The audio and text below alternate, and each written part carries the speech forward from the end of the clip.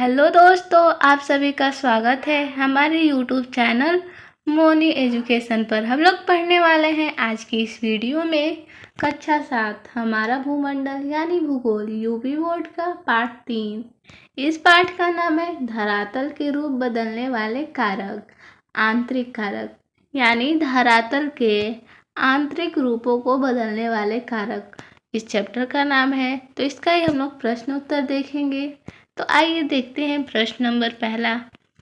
प्रश्न नंबर पहला है, निम्नलिखित प्रश्नों के उत्तर दीजिए। तो इसका क नंबर प्रश्न है, स्थल मंडलीय प्लेट किसे कहते हैं? तो इसका उत्तर हो जाएगा, स्थल मंडल अनेक दृढ़ खंडों में विभाजित है।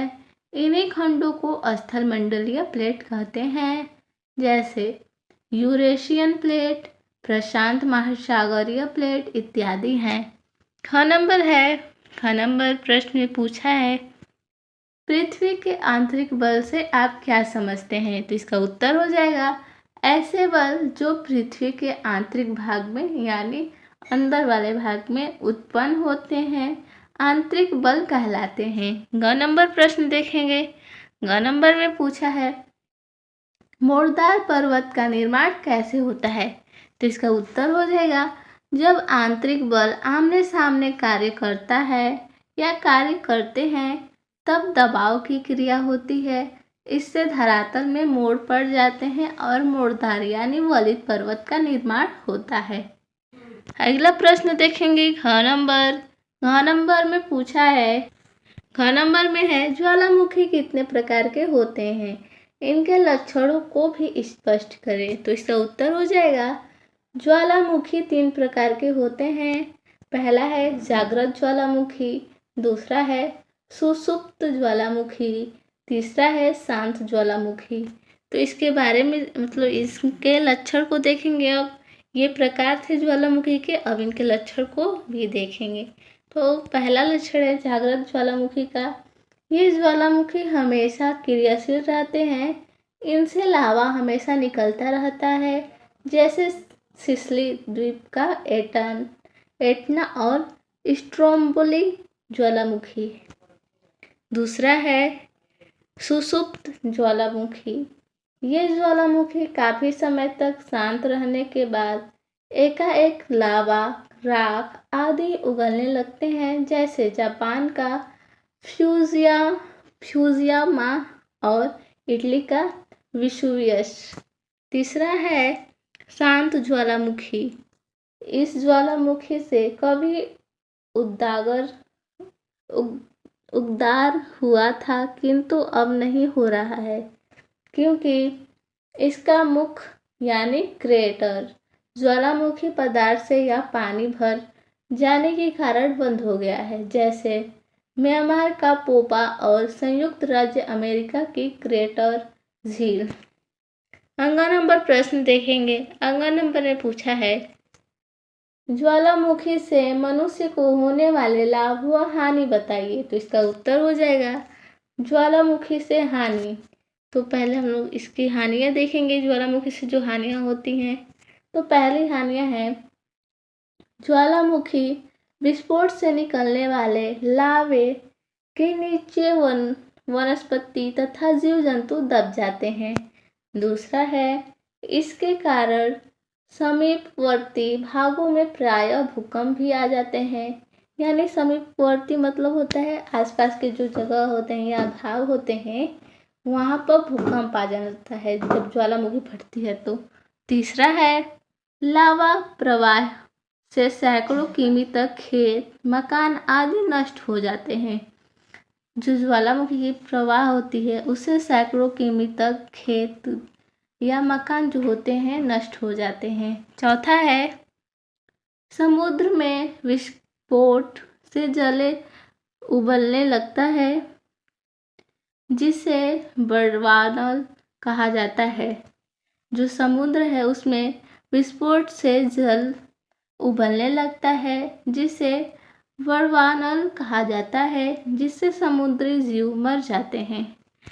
आगे देखेंगे 5 नंबर, इसके उद्गार के समय कई जहरीली गैसें निकलती हैं जो वायुमंडल में प्रदूषण फैलाती हैं। आगे देखेंगे ज्वालामुखी से लाभ। जो ज्वालामुखी से लाभ होते हैं उसको देखेंगे अब। तो इसका पहला लाभ है ज्वालामुखी विस्फोट से निकलने लावा से बनी काली मिट्टी में गन्ना तथा कपास की फसल अच्छी होती है। जो ज्वालामुखी विस्फोट होती है उससे निकलने वाला लावा जो होता है उससे बनी काली मिट्टी में गन्ना और कपास की फसल अच्छी होती है। इससे ये लाभ है। और दूसरा लाभ है इससे बहुमूल्य खनिज पदार्थ ऊपर आ जाते हैं। और तीसरा है ज्वालामुखी प्रदेश में मिलने वाले गर्म जल स्रोत के पानी में गंधक घुले रहते हैं जो चर्म रोग के लिए लाभकारी होते हैं। और चौथा है अधिक तापमान वाली भाप को संचित कर भूतापीय बिजली का निर्माण होता है। पांचवा है इनसे बनने वाला क्रेटर झील एक पर्यटक स्थल बन जाता है और झील का पानी सिंचाई के काम आता है। 4 नंबर अब प्रश्न देखेंगे। 4 नंबर में पूछा है 4 नंबर में है भूकंप उद्गम केंद्र और भूकंप अधिकेंद्र में अंतर स्पष्ट कीजिए। भूकंप उद्गम और भूकंप अभिकेंद्र यानी अधिकेंद्र में अंतर स्पष्ट करना है। तो इसका उत्तर हो जाएगा पृथ्वी के अंदर जहाँ से कंपन उत्पन्न होता है उस स्थान को भूकंप उद्गम केंद्र कहते हैं। इस उद्गम केंद्र के ठीक ऊपर धरातल पर स्थित बिंदु को अधिकेंद्र कहते हैं। 6 नंबर प्रश्न देखेंगे। 6 में पूछा है भूकंप आने के समय अपनाई जा सकने वाली कोई 2 सावधानियां लिखिए। तो इसका उत्तर हो जाएगा भूकंप आने पर घर, स्कूल आदि जगहों से निकलकर खुले स्थान पर भवन से दूर खड़े हो जाना चाहिए। यदि सड़क पर चल रहे हैं तो तुरंत रुककर फ्लाईओवर, पावर लाइन, विज्ञापन बोर्ड, पेड़ आदि से दूर खड़े हो जाने चाहिए।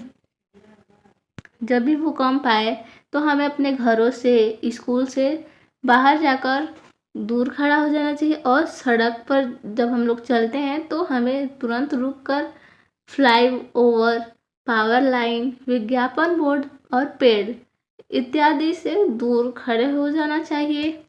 और दूसरा प्रश्न नंबर देखेंगे।